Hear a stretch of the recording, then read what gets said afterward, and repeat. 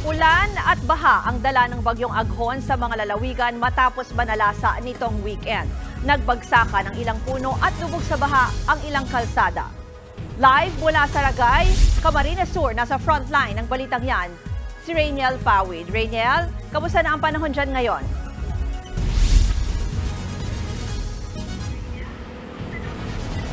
Ruth, sa nakalipas nga na magdamag ay ramdam pa rin yung panakanakang pag-ulan sa malaking bahagi ng northwestern Camarines Sur. Dala pa rin yan ng bagyong Aghon dahil nakapailalim pa rin ito sa signal number 1. Kaninang pasado alas 7 ng umaga ay tumigil na nga yung ulan pero ngayon ay tila umaambon na naman, nagsisimula na naman yung pag-ambon. At bukod nga dito sa Camarines Sur ay nakaapekto rin o malaki rin yung epekto nitong bagyong Aghon sa malaking bahagi ng Southern Luzon.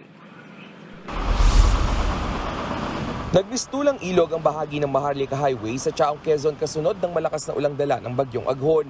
Ang ilang motorsiklong naglakas loob lumusong, tumirik. Nag-aalangan na ring tumuloy ang ilang kotse, kaya ang resulta, aabot sa halos 2 kilometro ang tukod ng traffic. Stranded tuloy ang ilang commuter na inabutan ng baha. Bukod sa baha, nag-iwan din ng pinsala ang bagyo. Ang mga tolda sa tapat ng Lucena City Hall bumagsak dahil sa sobrang lakas ng hangin. Nabagsakan ng isang multicab at motorsiklo. Mabuti na lang at walang nakasakay ng mangyari ang insidente.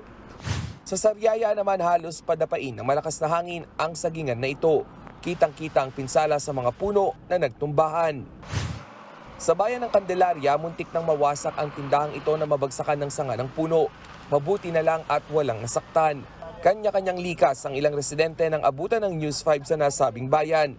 Di na raw sila nagdalawang isip umalis nang lumakas na ang ulan. Napakahirap po. Gawa ng kagaya po ngayon, aabutin na kami ng hapon na problema namin gatong tulugan. Kasi po pag malakas ang ulan po talaga na baha, pasok po sa loob ng bahay hanggang dibdib. Sa datos ng Office of Civil Defense sa Calabarzon, higit 200 pamilya ang inilikas o katumbas ng higit 1,000 individual dahil sa baha. Karamihan sa mga bakwit mula sa mga bayan ng Alabat, Atimonan, Candelaria at Humalig. Gayon din sa Lucena City, Patnanungan at Pudillo. Nag-iwan din ng pinsala ang bagyo sa Taytay, Rizal. Bumagsak ang punong akasya na ito sa harap ng Minor Basilica and Parish of St. John the Baptist. Nabagsakan ang 2 nakaparadang sasakyan. Nagmistulang pinitpit na lata ang mga ito dahil sa bigat ng puno.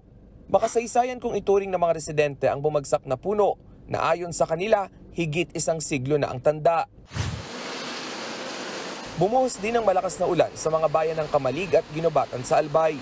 Ang ilang residente sa Ginobatan nangangamba dahil mabilis tumaas ang tubig sa ilog. Napakababa pa naman ang tulay na nagkukonekta palabas sa poblasyon. Abot langit ang dasal ng mga residente na malusaw na ang bagyo at tumigil na ang buhos ng ulan. Nangangamba po kami kasi yung sa Mayon po, yung galing sa Mayon na tubig, dito po binabagsak yung Kaya napakadelikado po dito sa amin. Nahihirapan po yung mga tricycle pag umano po yung tubig dito, mataas sa rough road po yung dadaanan. Nasisira yung daanan po. Sabi ng lokal na pamahalaan ng Ginobatan simula 2022, 5 beses nang nasira ang tulay. Target nila na sa susunod na taon, magawa na ang bagong tulay sa lugar. Itataas lang siya, level sa dike. Kasi every time napuputol yan. Oo. Bakit po? Kasi yun nga, yung dinadaanan nila is mismong gali. So, kumbaga yung ginawa ng LGU is only temporary para mapadali ang pagtawid nila. Sa Sorsogon, umabot sa nasa 4,000 ang na-stranded sa Matnog Port dahil sa mga naantalang biyahe. Pahirapan pa rin ang buhay para sa ilang pasahero na nagbabaka sakaling makatawid na ng Visayas at Mindanao. Ang ilan nagpalipas na ng magdamag sa kanilang mga sasakyan. Grabe po yung pawis ng baby ko.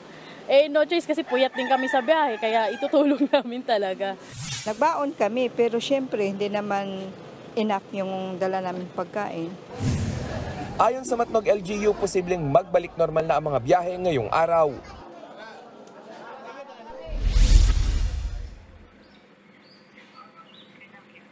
Ruth, kahit pabugso-bugso nga yung ulan dito sa Camarines Sur, yung ilan sa ating mga kapatid na negosyante o yung mga nagtitinda ng prutas at gulay gaya na lamang nung nasa aking likuran ay nakikibaka na o sinusugal na yung araw na ito para sila'y kumita dahil magtatatlong araw na raw na palyado nga yung kanilang benta. So kung magtutuloy-tuloy pa to ay wala na raw silang kikitain at wala na silang panggastos sa araw-araw. At ngayon nga dito sa munisipalidad ng Ragay ay kahit bumabagyo ay pinipilit nilang ituloy dahil sa susunod na araw ay kanila ng town fiesta. So umaasa sila na sa buong maghapon ay gumanda na yung lagay ng panahon. Ruth.